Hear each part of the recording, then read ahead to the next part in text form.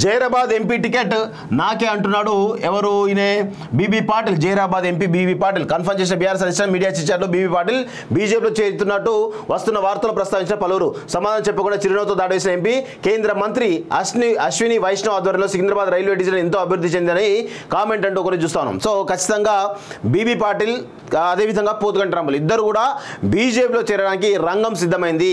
అది కూడా ఈ బీబీ పాటిల్కు ఆల్రెడీ జైరాబాద్ టికెట్ కన్ఫర్మ్ చేస్తున్నట్టుగా ఒక న్యూస్ ఎప్పటి నుంచో వస్తుంది. ఇప్పుడు కాదు, గత ఎప్పుడైతే పార్లమెంట్ ఎన్నికల హడావిడి స్టార్ట్ అయిందో అప్పటి నుంచే కూడా బీబీ పాటిల్ బీజేపీలో చేరడానికి అనేకమైన ప్రయత్నాలు చేస్తున్నట్టు తెలుస్తోంది. సో మొత్తానికైతే అధిష్టానం మరి గ్రీన్ సిగ్నల్ ఇచ్చిందా లేదా తెలియదు, కానీ ఇక్కడ వార్తలు మాత్రం చాలా గుప్పుమంటున్నాయి.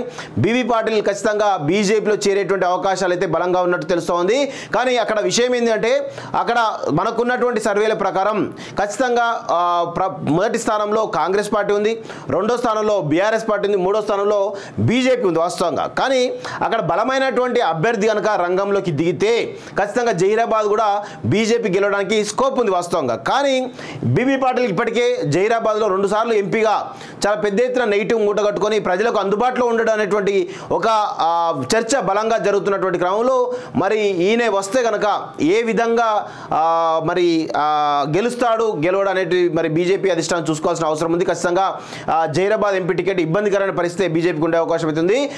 చూడాలి మరి ఏమవుతుందో, అంటే కాంగ్రెస్ గెలుస్తా బీజేపీ గెలుస్తా అనేది వేచి చూడాల్సిన అంశంగా అయితే మనం చూడాల్సిన అవసరం ఉంది.